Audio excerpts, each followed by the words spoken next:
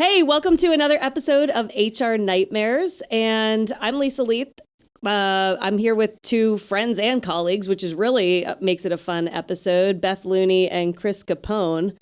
I'm going to let Chris introduce himself a little bit in more detail, but the whole shtick behind HR Nightmares is to bring you realistic advice and help folks, whether you're employees, managers, or other HR colleagues, sort through sticky situations and just get some expert advice from not only Beth and myself, but also from our special guest, who we just so happen to work with alongside a couple of different clients. So really happy to have you here. Chris, we all reside in Wilmington, North Carolina. Most of our clients are here, although we probably both have clients up and down the East Coast. But Chris has a really awesome background, which kind of makes his approach to serving his clients as a fractional CFO similar to the way that we serve our clients as fractional CPOs, chief people officers or chief HR officers. And that's that you don't ever cookie cutter anything. You approach every single client like they are unique, and you use some best practices and sort of like scientific method behind how you apply what you know as a financial professional to solve their problems in business and allow them to grow, similar to what we do. And that's because you've got lots of different experiences in your past, starting with graduating with a couple of degrees from UNC Wilmington, then moving to Deloitte for several years, right? Yep, and then working for a Swiss company, ABB, which they've got they've got a little bit of a North Carolina presence, I believe. Cary's actually the North American headquarters for ABB. So, and then you started a couple of different entrepreneurial business ventures, including Capone and Associates. Everybody go check him out. He's going to let you know how to find him online at the end of the episode. But we love working with you. And so, tell us a little bit about, and then Beth, you can chime in and vouch for him or totally, beat him up, but because you guys work on a client together. But, tell us a little bit about what you do at Capone and Associates. What's your approach? How did you end up in this seat from all the great things and cool work you did, including, working in Europe? Yeah, absolutely. Well, first off, super stoked to be here. And it's kind of funny, the story, how all of it started is very organic. And even meeting you and Andy last July on the yacht that we chartered for a local business thing. I mean, that really was kind of the starting point for me going out on my own and starting my own venture. Awesome. And, everything starts on a yacht. All good things start on a yacht. It's so funny. I started it when I was on a yacht. Yeah. 65-footer. No, it was. Also, it pays to do business with Leath HR Group. Yeah, exactly. Especially, yeah. But no, I mean, so really, first off, getting a chance to know you guys has been really awesome and has really helped me, start my business, especially, that day got to meet Natalie from the chamber, and we got engaged, pretty much immediately working together. I made sure I had working together and we weren't engaged. But so, I mean, it started very organically. But, so my background, like you said, I went to UNCW, have a accounting undergrad and master's degree, worked for Deloitte, got my CPA, worked for ABB, worked in these really hardcore, corporate finance accounting jobs where I got to see a lot of really cool stuff at a really high level and really had exposure to a lot of executive management, so at a young age. At a very young age. Yeah. So I'm 23 years old, out of college, and I'm going to interview the corporate controller of, a $1 billion company and try to talk to them about their internal controls and processes. And I'm just I got my checklist here, and, and that was cool about Deloitte is, you had a very good, solid foundation to follow and stuff. But so started there and then got this opportunity to work for a company called ABB, and they're not a small company, though. Definitely not a small company. Have you ever heard of them? I have. Oh, okay. I know their heard logo. I'm visual, so I remember their logo. So what I was told, people say ABB is the biggest company you've never heard of. Yeah. Because they do a lot of business to business and really business to government. And it's in industrial automation, power generation, just a lot of stuff that it's not necessarily consumer products. Mm-hmm. So, got in with them and then got into what was called a global trainee program. And so when I started with them, I knew that the whole idea was you work 6 months in North America and then you go and spend a year and a half in Europe. You go to the corporate headquarters in Zurich, and then from there it's to be determined. So my wife and I got married on October 3rd, 2015, and on October 4th, 2015, we were on a plane to Zurich and went and lived in Europe for 3 years. Yeah, that's what I'm saying. She keeps asking me when we're going on a honeymoon. I swear, I'm like, wait, didn't we live in Europe for 3 years and do all that cool stuff? But that's just like an ongoing joke that we have. But so working in, Zurich, Switzerland, wearing a suit and tie to work, riding the tram in, I just felt like a European businessman, which was really cool. I got to ski in the Swiss Alps on the weekends. I'd come into work on Monday, and I would have the best goggle tan, the bottom of my face would be completely red. And I'm sitting in these meetings with high level people, and I'm just laughing to myself. I'm like, this is cool. I can't believe I'm doing this. It is cool. But so from there, the next 6 months in Zurich, and then from there you're supposed to choose what your next assignment is. And there were all these really cool assignments, like go to Singapore, go to Germany, go to Japan, go to Italy. And there was one that looked really interesting, and it was in Bulgaria. And I was like, man, all right, let me pull out the map real quick because I got to make sure I know where Bulgaria is, which is pretty sad. Now next I know. to Hungary? It's close. It's Albania. You have right? Close. So you have Serbia to the north. So you have Serbia, Romania, and then you have the Black Sea over here. And then to the south you have Greece, and then you have Macedonia, and then I think and then you have Croatia, Albania, Bosnia, former Yugoslavia, basically to the west. So. Geography and HR. Yeah, exactly. So I learned a lot there. I learned a lot of geography, and so basically I went home. I was and went to my wife, Natalie. I was like, Natalie, I think we're going to have to move to Bulgaria. And she was like, all right. I was like, okay. So we went on a trip. I was like, all right, if we're going to do this, we'd like to at least go check it out. So we talked them into flying us out for a weekend. Okay, that was good. Yeah. A weekend in Bulgaria. A weekend in Bulgaria. We had no idea what to expect. And we got there, and it was January or February. So it wasn't the pretty side of the winter, where it's nice and white snow. It was the snow had come and melted. And so, and we're in Sofia, and it was just kind of, it's just this is kind of what I expected from Eastern Europe. Yeah. But then the more and more we got into the country, on that trip, we were this is just unbelievable. I mean, I'm getting chills just talking about it. But just something old in the U.S. is it's oh, that's 200 years old. That's really old. It's oh, this is 2,500 years old, and it's still standing. Yeah. So, so I had the opportunity to do that, and we'll come back to that because there's some really good HR stuff from my experience in Bulgaria. But we ended up what was supposed to be a year there. We ended up staying for 2.5 years. Okay. Because I was able to get a promotion, and we just loved living there so much. And then came back to Wilmington in 2018 and started working with a couple businesses in town that very entrepreneurial, very just, growth-oriented companies.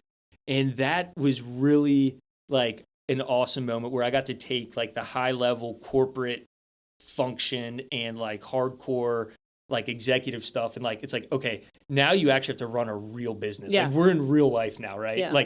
The decisions you make actually impact the people that work for you, and if you make good decisions you can actually see how good things happen.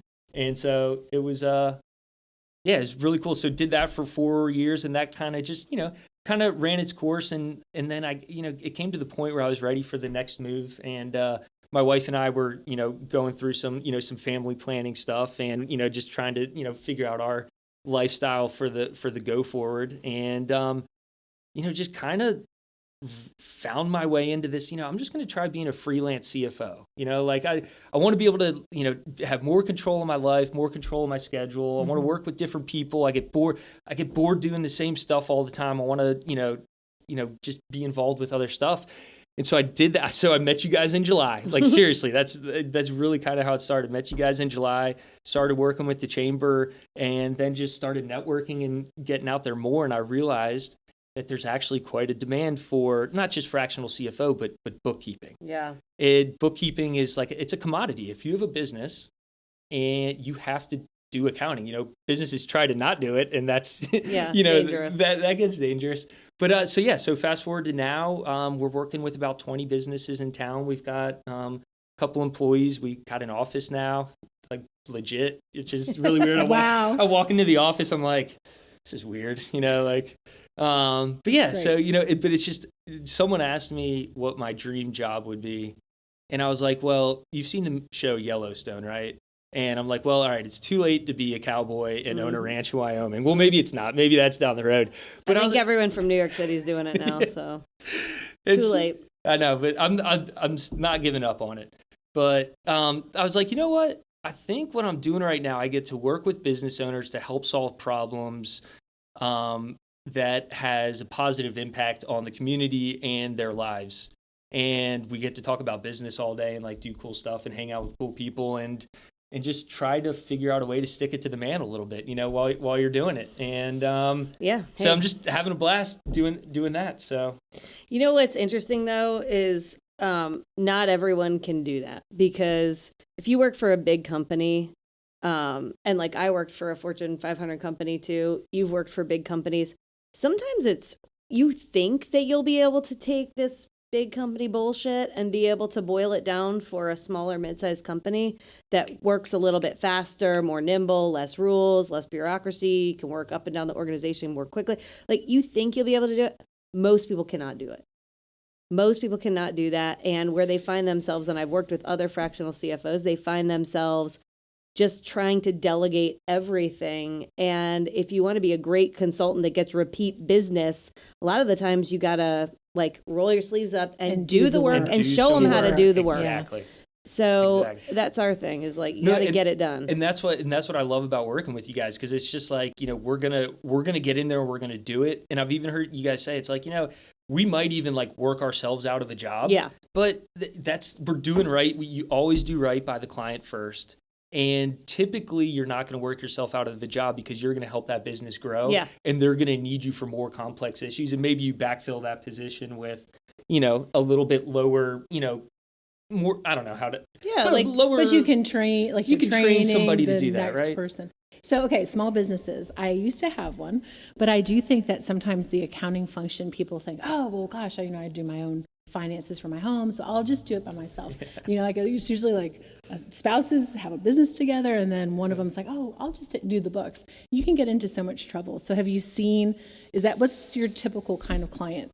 So I've got both ends of the spectrum. Mm-hmm. So there are definitely a couple clients where, it's like, my wife's been doing the books for 3 years, and I don't even know how much money I've made over the past 3 years. Like that's that's really how bad. It's like my bank account. I look at my bank account and I've got money there, and it's gone up a little bit, but now it's going down, and it's like, all right, like, so I need you to come in and fix up the last 3 years, and then let's work on something, go forward.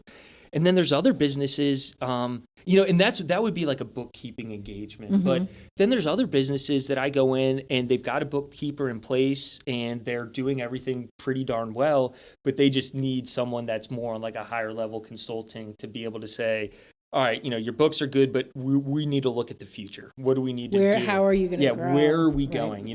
What's my cash balance going to be 12 months from now if we do this, if we do that? And what if, and then it's the what if, the puzzle, that decision tree scenario. Yeah. So that's the fun part, I bet. Yeah. No, that's when it gets fun. But really, the foundation for being able to make good business decisions is, if you do not have clear, transparent, and timely financial information, I don't know how you make a good informed business decision. Some small business owners, like, they're so ingrained and involved in the business, they can do it. It's like, I know, I know what's going on. But, when you get to that, couple $100,000, $1 million level, like, all of a sudden, it's like, you need to know, what's going on with your books. And so getting your financials set is step one to like a continuous improvement cycle.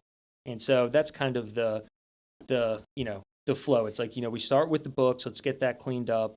And then what are your goals? Where do you want to be? What are you guys trying to accomplish? Very much to, an engagement with, from any type of consulting engagement. Mm-hmm. So we're on a mission to prove that there are good human resources people out there. That's kind of like our sort of like internal mission, is to like prove everybody wrong on like what they think good HR looks like. Yep.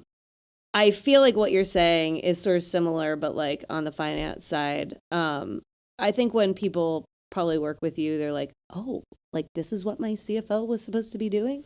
I had Or this no is what my idea, controller right. was Or I supposed to be didn't doing? know that I could get these reports, or I didn't know that I'd have a partner with me to show me how to grow, So I just think you don't know that when you're in a small business. Yeah. Sometimes you're just so, your mindset is to like get the jobs done and keep working. Right. And you're just working so hard that you don't have time to step back and just take a breath and really analyze where you are and where you want to go. And that's so true. And in the saying, you don't know what you don't know. Like, that's the biggest thing. It's like, I don't know, like, what should I be talking about? I don't even know. And you bring in an experienced HR person, you Right. bring in an experienced controller, and then all of a sudden they start asking questions, and you're like, oh my gosh, like, I never even thought about it like that.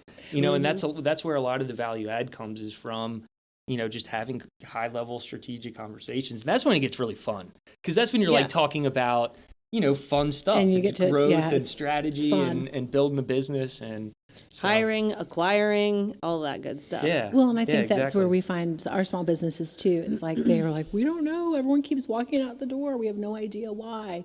And they start to throw more money at it, but that's not necessarily, they're not understanding the really root cause of it. And so we can kind of get in there and talk to them at a different level, because this is what we do for a living. Right, exactly. So, and they don't know what they're doing necessarily. So, but we train them to know eventually. Yeah. Totally. Or we'll stay there forever. So, Which isn't Which bad is too. which is not bad fine too. either. That definitely works too. okay, so financial folks are usually the ones that are burdened with the HR stuff Yes. in an organization. So that's super Yes. fun, because you're a very personable financial guy, but a lot of financial people want to sit behind the desk with the door closed and like see you on the way out, or when they're crossing paths to go to the bathroom. So Or they like, see someone at the coffee machine and they're like, and they walk I don't away. like They don't small want to talk. get. No, I don't wanna they go to don't want to lunch. do That's small talk. Yeah. so true. So why is that? Why do you think like finance always gets stuck with the people? It's such a dichotomy. Like, why does that happen? So what I have experienced and seen is, typically when people think of HR, they think of payroll, right? Like, that's just, I run payroll, so I do HR. Yeah. And that's typically, in a small business, it's typically the accountant or the controller that's running payroll, because it's a financial activity. So, it's like, okay, so I'm running payroll. So next thing you know, it's like, okay, I need to request off work. That's how it starts. It's like, I'm running payroll. Then an employee comes in and is like, I need to request off, next week. And how do I do that? It's like, well, I don't know. I mean, I guess just, fill out this form and I'll put it into PTO, deduction next week. And then that's how that starts. And then it's like, okay, now I have a problem with an employee, and it's like, who do we talk to? Well, this guy does the payroll and did my vacation. So it's crazy to see that. And when I've looked at most resumes for hiring people for the business, it's always, I did the books and I also did HR. Yeah. I was also the HR. And then I talked to them. I'm like, so tell me about HR. And they're like, yeah, I did the payroll. Yeah. I was like, that's not HR. I'm pretty sure. So happy to hear that. It's like, please say that again. I never have run payroll, and I never want to run payroll. And like, I'm a big, big, big fan of accounting and finance keeping payroll. So like, HR should probably never run payroll. Right. Well, I mean, You've done it. I currently have, out of my client base, I've got 3 people that I run payroll for. but it's a side. It's a a couple of segregation. hours. Yeah, at it's a piece of it, right? And it's a not segregation of duties thing. It's a small business, Yeah. and like, that you can't let everybody see who's making. But Right.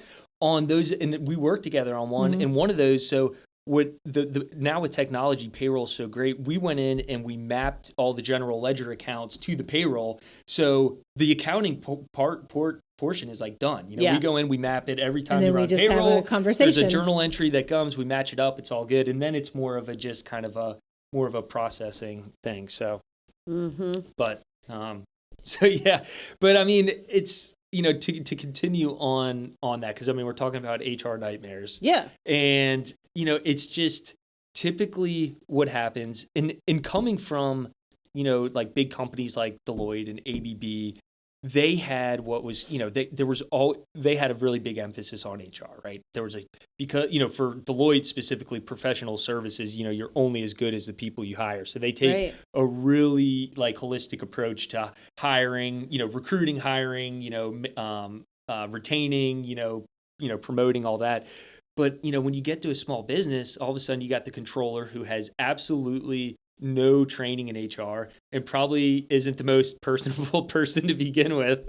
And then all of a sudden you've got a guy that's or woman or gal, but you've got a person that is, doing HR that's not good at it. And so what happens is they're really bad at HR. Issues happen. It takes them hours and hours to try to figure it out. And they still don't figure it out. They do a half-assed job. And then next thing you know, their core responsibilities of being a controller start to slip. Yeah. So you have issues on the HR side, and then your books are starting to get messy. And then it's just, it's kind of a downward spiral. And it's just, I've seen it happen, and that's why I've called you guys into some of the clients that I work with, because it's like, hey, these people could do it really, really well, and they could do it in a fraction of the amount of time. Yeah, and do it better. And you just go grow your business. Like you just focus on do what you do. Do what you do best. Yeah, do what you do best. Well, there was one time when I had a group that I was working with. It was so funny. And I hate to say anything negative, but I'll shield them a little bit. So they got the message to, reduce overtime in payroll. So just make sure that your overtime is not so high anymore. Yeah. And so what they did is they took all of the overtime hours and they were like, zeroed them out. So they're like, no more overtime. That's one way to cut costs. Holy smokes. I'm like, how many months have you guys been doing this? I said, well, the guy told us to do this like last January. So we've been doing it for a few months now. And you're like, okay, hold on, so I think you're right. So there's some technical things that clearly we know how to do the technical things, but then we also know how to do the strategy. So yeah. I think that's the best part about the kind of fractional work that you do, because I know some of the clients we've worked in tandem with. Yeah. But it's like you're not just, I love that about us too. You're not just giving them a list of things that they need to do. You're working it. So you're doing it for them, and you're creating the processes so that they can learn how to do it themselves, but you're in there with them in the trenches. Absolutely. But just some tactical advice here. Like if you're listening and you're like, well, what was wrong with zeroing out that overtime? Oh yeah, I should have probably said. Yeah. Like the finance guy says, hey, let's get overtime costs at bay. Let's rein in the personnel costs and the staff costs, because it's probably your number one biggest cost behind materials, maybe. Yep. But like if someone earns overtime, they must be paid, and that is the law. It's the law. So you have to pay them. And so if you didn't budget it for this last cycle, you got to pay them out. And then why don't you communicate to your employees that any overtime needs to be approved? But even if it doesn't get approved, but they still work it and they put it in and want to get paid, you still have to pay them. But you could give them another, piece of communication. I'd recommend in writing, in a memo, in an email, or whatever.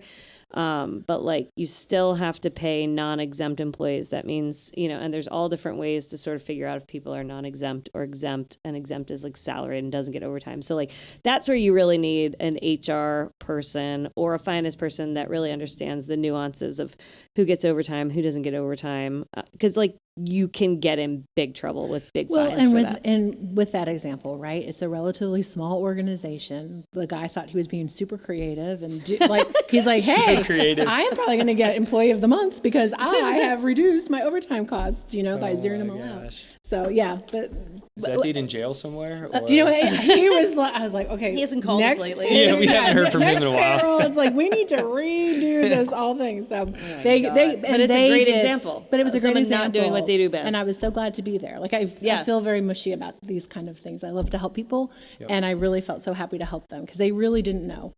And so now they are on the right track. Nice. Oh, that's great. That's awesome. Have you ever had anything seriously crazy like that where you're just like, wow, the things that you take for granted that so innately? Yeah, right. Yeah, I think, it's working for, there's been some issue or situations where, it's like the owner's just like, oh, we just need to like cut everybody's pay. It's like, okay. All right, well, let's talk about that, right? We could definitely do it. Yeah. But what does that mean for like legal things, like for long-term, long-term business continuity? Like, do you want these people to, what's that, you're going to cut someone's pay and then, materials start walking out of the building, or right. That laptop, is no longer a company asset because someone's rationalizing that they need to get paid. So that was, that was definitely an interesting one. And I think we basically came to the conclusion that we weren't going to cut people's pay. You know what's interesting? So like you've got a lot of managers out there or owners of businesses that have no backbone.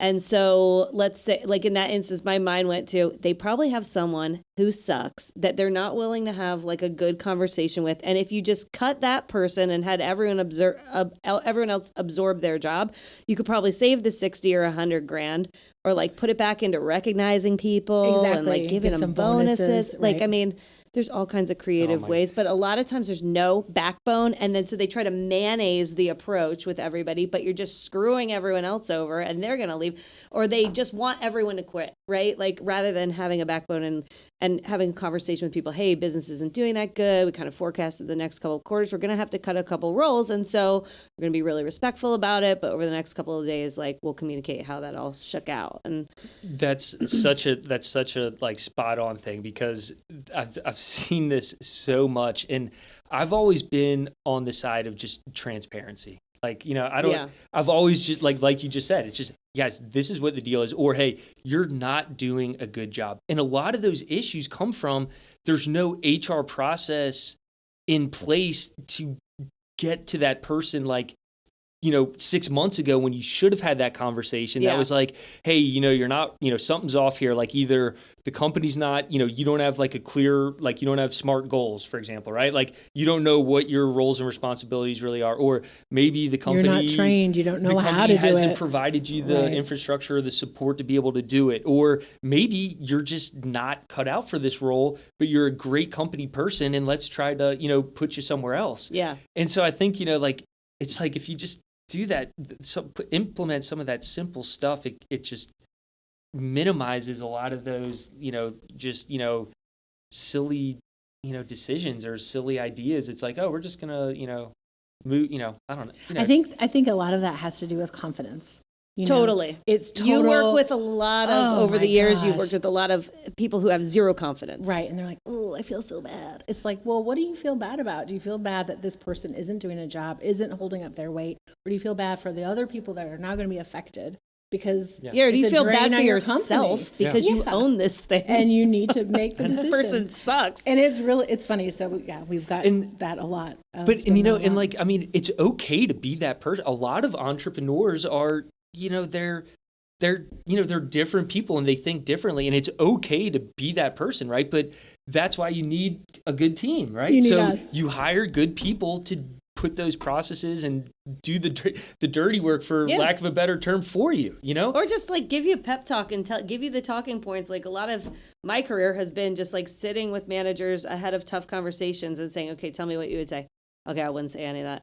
I would say, boom, boom, boom, boom, boom. Okay, now try it again. Okay, that was close. Yeah. Do you know what? I did that exact same thing this morning. Yeah. And I'm like, this is what you should say.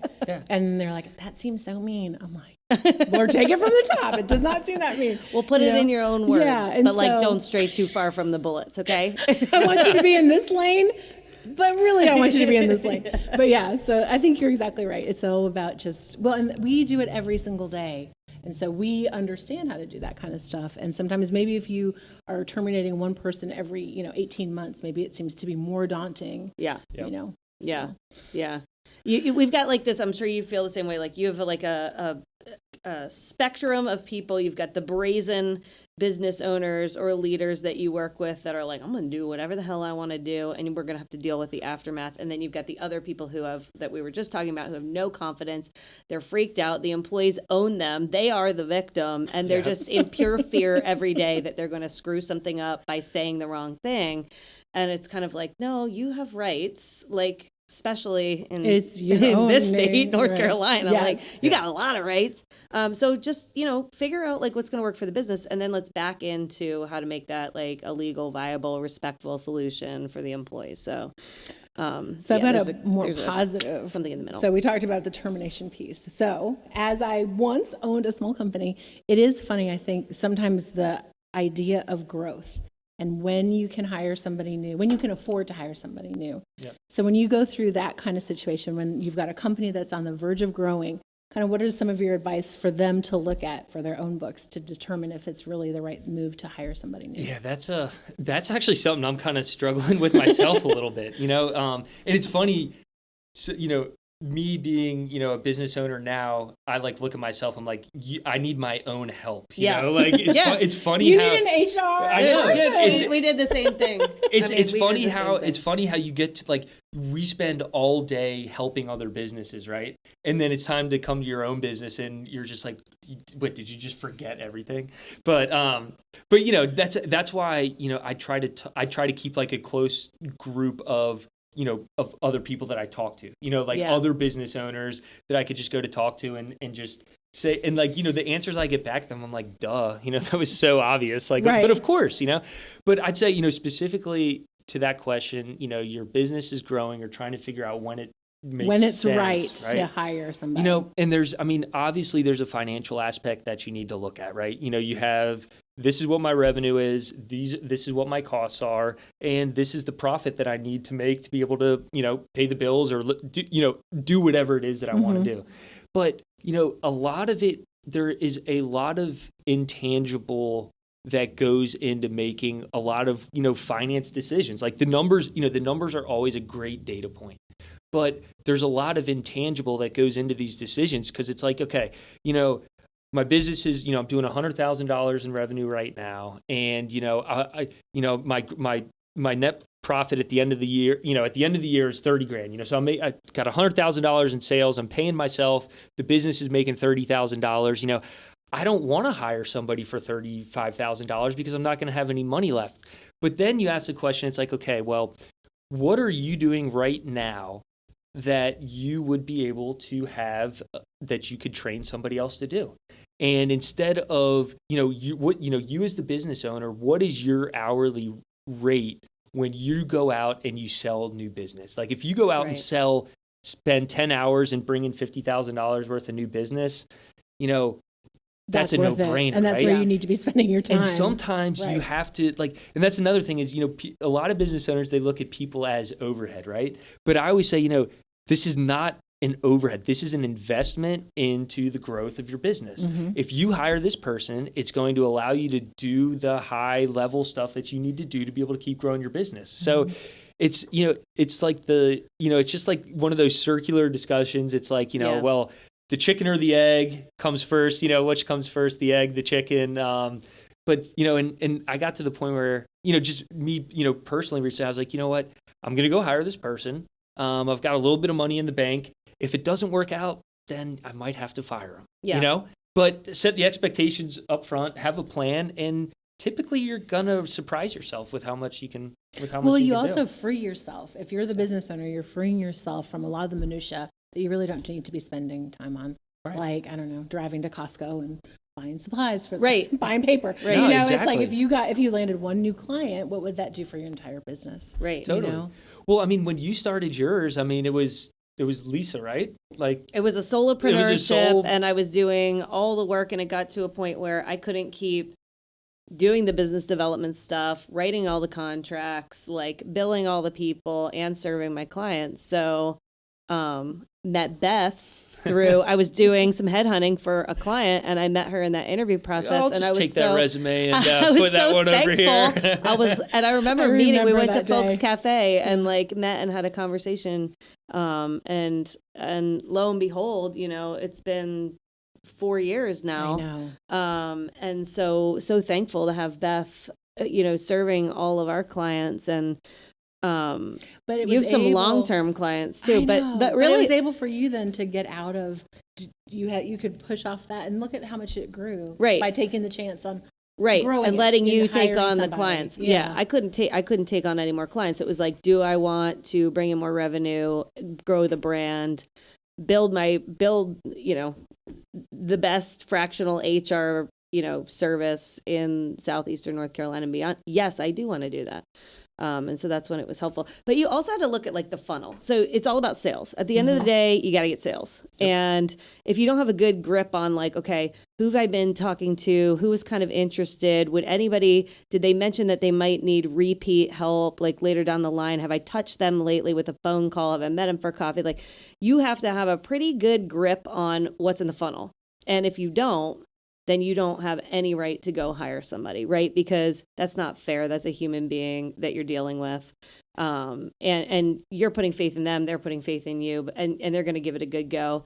But like, you got to know what's in your funnel. So if you don't understand, what the potential is over the next 90 days, 120 days, 1 year, then, you might be better off being a solopreneur. And hiring employees is not for everyone. Mm-mm. And when you do hire your first employee, you really got to you got to do that good work, like really doing some soul searching on what are those non-negotiables about someone who's going to go out there for the first time ever and represent your brand. And in particular, this brand happened to be my actual name. Yeah. And like yours mine is as well. too. Yeah, I know, exactly. Which seems so narcissistic at first, but then it just gets normal, which I guess is even more narcissistic. I don't know. But that's a huge thing. You guys both have that. So it must have been nerve-wracking to have me, we didn't know each other before. We weren't friends. We didn't really hang out together. No. And all of a sudden you're like, I'm sending this person out with my last name. Yeah. And with you just hired somebody, right? I did, yeah. So I've been like going through this process, myself. It's a lot of trust. I could tell you to anybody who has like questions or needs something to, to help them with hiring and HR, there's a book called Who. Yeah. Can't remember who the author is. Who, not what. Yeah, it's just incredible. That helped me out. But basically, I've same deal. I've met Elise. Just got her resume and met her. A couple times, had a couple conversations, and what I was interviewing her for was just straight soft skills. And do I want to hang out with this person in the same room for like 8 hours? And do I want to go have a beer and like hang out on the weekend? And do I, the accounting, yes, you've got to have a fundamental, but skills, that stuff I was like, we can teach that. What I'm really focused on is finding someone that fits, the culture that I want to build and, has, shares a vision of what we're trying to accomplish. And, so I've just kind of gone through, I have a couple consultants that work as contractors. And so that's a little, less, a little bit different. That is a great way to start. But that's how I started with some part-time and that's contract what work. we do. So it's like you start and honestly, you just got to figure out what's the sweet spot to make it worth the person's while to stick around, right? Is it, you got to figure out like how much is like good enough to make it work on a cash level, right? From a 1099 perspective, or do you want to make them a W-2 employee where you're tied to me, right? And so it's just what works for both parties. Like you got to kind of figure that out.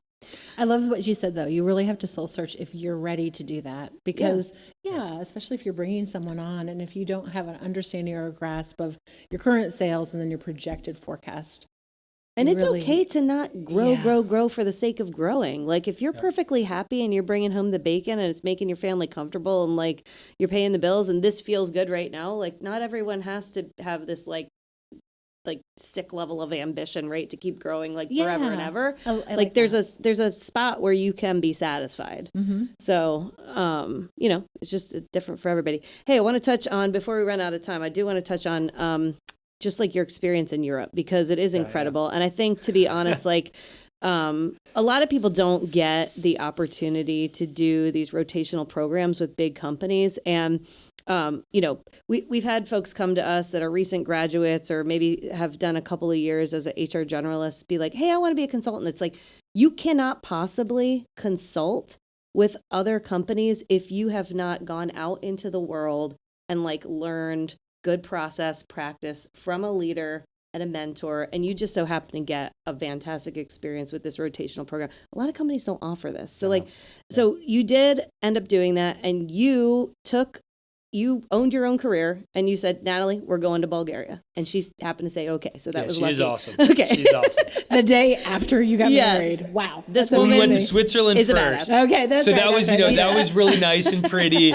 And then 6 months later, once I had her in, then it's like, we're going to Eastern Europe. It's gonna be awesome. Yeah, but a lot of people wouldn't have taken advantage of that incredible opportunity. And so many times, like if we go to speak at UNCW or other colleges to recent grads, Penn State or whatever, it's like, you own your career. You don't get to be the CHRO when you're 23 years old.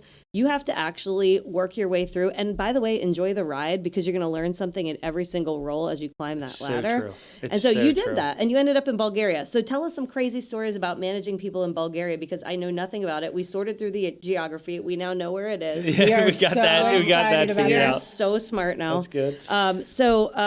Just tell us about that. Well, different. You can never underestimate a different culture. I Yeah. mean, for example, in Bulgaria, this means yes, Oh, right? So da, right? So I mean, something as simple, minds are going the same something place. as simple as that is get like screwed. you're complete. So this is no, this is no, and da. Oh my God. So that's just like one tiny example, right? And there if you like going to work in the UK, okay, there's some cultural difference there, but you go couple to of words. yeah, a that couple, are, Come on, say have a 'em. cup of tea. So in Bulgaria, I mean, it's so hard. There's just so many differences, and it really goes back to being able to understand a culture. And for whatever reason, I had this goal before we left. Like, the last month that we were living in Switzerland, I was already trying to learn Bulgarian. And I was just like, why not? Like, this is cool. It's like the Cyrillic alphabet. This doesn't make any sense. And so by the time I had gotten Bulgaria, I could already say good morning, hello. And just being able to say that to the people, automatically they were like, oh my gosh, this guy actually cares about our culture. And so every culture is different, but Bulgarians, they are very, very proud, nationalistic folks. And, that area historically, it was always under siege. Going way back in the day, the Turks came in, the Ottomans, there was just always all this war going on. And so they're very, very proud about their culture. And so, the idea of learning the language, I didn't even put this together. It wasn't some master plan. I'm going to do this and I'm going to be able to, manage people. It's just I'm going to do this. It'll be fun. So building trust was I didn't even know I was doing it, but building trust was the first and most important thing. They're like, all right, Chris is trying to learn our language. He comes to our parties and drinks rakia and tries to do Bulgarian dancing and stuff like that. Okay, we need to have that. Oh Can my you gosh. show us an example? All right, we'll do it now. Yeah, we're gonna have to do that later. I need some rakia before we. We usually do happy hour after the show, so that'll be fine. But so getting to tactical management in Bulgaria, right? So Bulgarians they actually, I mean, and this is generally speaking, right? Generally speaking, Bulgarians typically, they want to be told what to do. Right. I mean, there's plenty of, people, and don't take that as anything bad or negative. It just is. Norm. It's just cultural. And it really comes back from communism. I mean, so, it's like, Chris, why are you talking about language? Why are you talking about the history of the Turks and the Ottomans? Why are you talking about communism?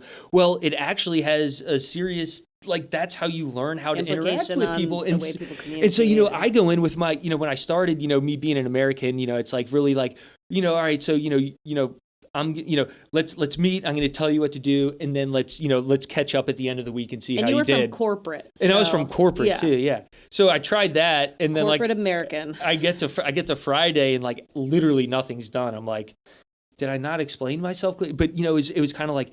So, okay, do this, and this. And I kind of learned that. But there were so many good people that I got to work with there. And there was an HR business partner. And that's what it was called. It was called the HR business partner, which I think, is pretty ahead of their time. Hey, we're an HR person. We're a business partner to help you guys run your business. That is the best model to have. But yeah, so I leaned very heavily on the HR business partner and a lot of other, and some of the other colleagues. I was like, guys, like, I'm taking on, and also I never really managed people before.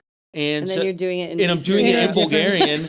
So, With a different language in and a different everything. language. Wow. I just had a blast with it. But, I screwed up a lot. Like I did a lot of stuff wrong, but I always kind of did it with like a smile on my face and like, hey, like we're a team, we're trying to do stuff. So people would just, I could see them and they just, kind of be shaking their head. I'm like, okay. Or they're shaking their head. Yeah, or they're going like this. So going? like, But yeah. I love that because you're just willing to take a chance. And so many, if people are younger that are listening to this, they should definitely try to do something like that. If you get the I could do it opportunity, again, go. I would Go. do it. Go. And something else You you can said, always Leath, learn something. Yeah. when I first started, at Deloitte, I was that kid who was like, I'm going to be the CFO. I'm 23 years old. I know everything. Like, and there were I had a bunch of good mentors and they're like, Chris, put your head down and just work. And do a great job. And just do a good job. And be thankful. And be thankful and find good people in your organization and make them look even better.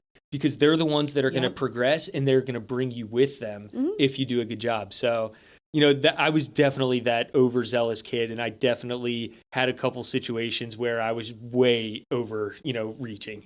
But I had some people that were like, dude, you need to just chill out. Yeah. But at the same time, you can't like, there's a fine balance there, Yeah, right? exactly. Because if you just like don't let that like, that fire just like be like, oh, I'm just gonna hang out and We have to let it be known in that you 10 have years, a like, healthy level of right. ambition. But Right. you gotta have, and that's why I say like, stick it to the man. Like you gotta have a little bit of that like in you, and I definitely have that, and I still have it very much. But you had good leaders to kind of but I had guide good- you I had good on people. that. Because Yep. you just can't be like, Yep. I'm 22 So- and I'm going to be, like in charge of the thing when you're like, you haven't ever really worked in this field. So one specific example, we doing pretty good on time? Yeah, we're good. Okay. So one specific example, I was in Bulgaria. I was leading, I had a team of 15 people, and I was managing supply chain and operations, which wasn't even finance. Like that was another real cool thing about going to Bulgaria is that, okay, I'm going to be able to get away from the hardcore technical accounting to like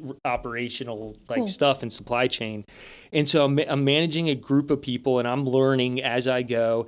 And there was one guy on the team that had been there for years and years. And he just, nice, sweet guy, but just like, it was like, are you trying to sabotage like the business, to that level? And there had been in many Bulgaria. in Bulgaria. He was this a is local interesting. Bulgarian guy. And, there had been many managers that had come through and just kind of let it go. And, the town where the factory was in Bulgaria, it was like 400 employees, but only 20,000 people live in the town.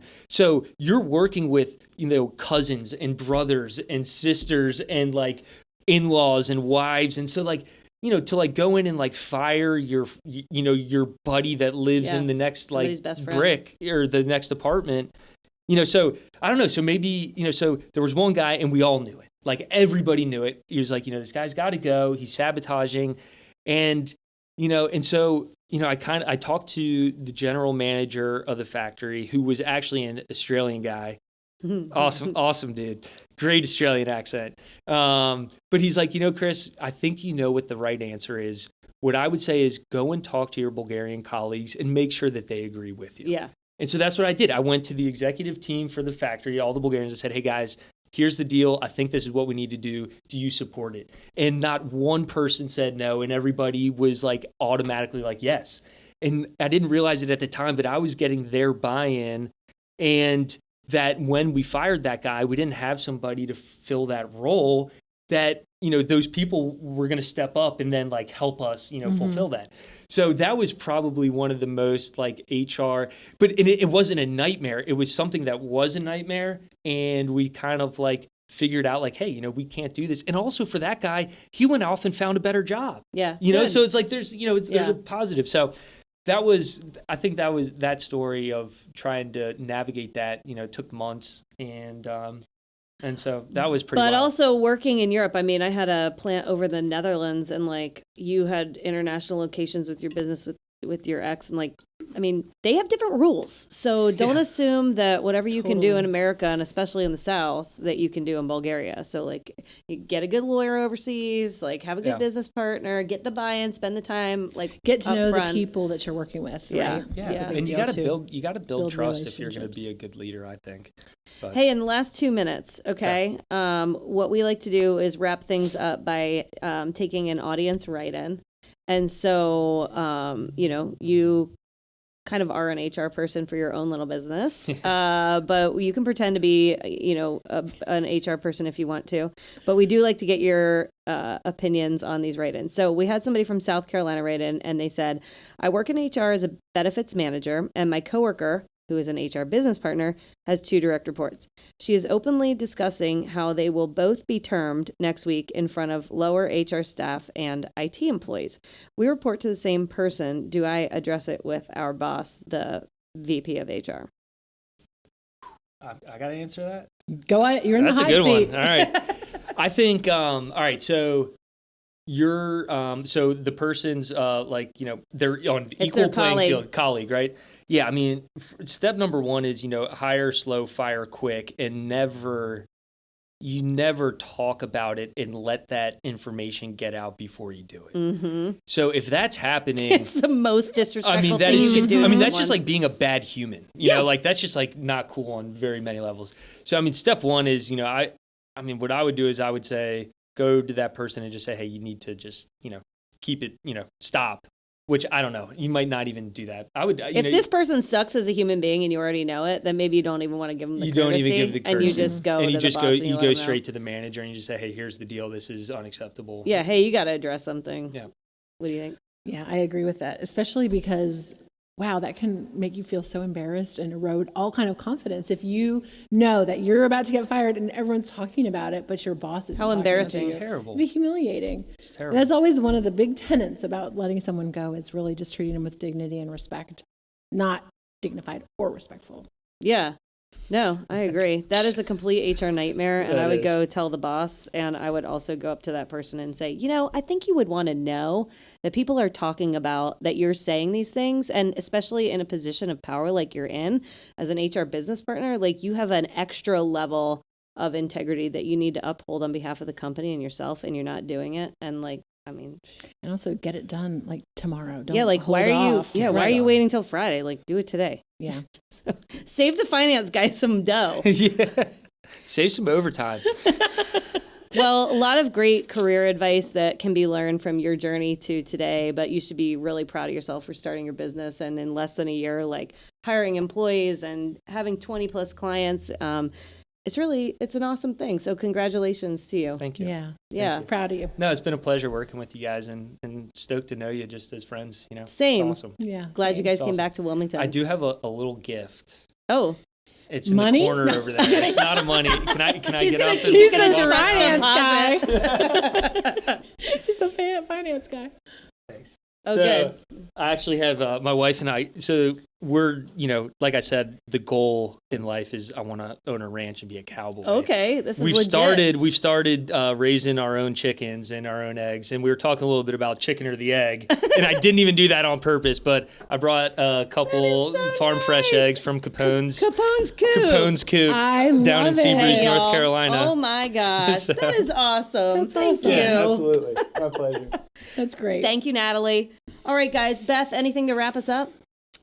No, just glad that you were here. It was really fun to see you outside of the times that I get to see you at work. Where do people find Chris Capone and Capone and Associates? CaponeandAssociates.biz. My Instagram is Capone and Associates, and my LinkedIn is Chris Capone.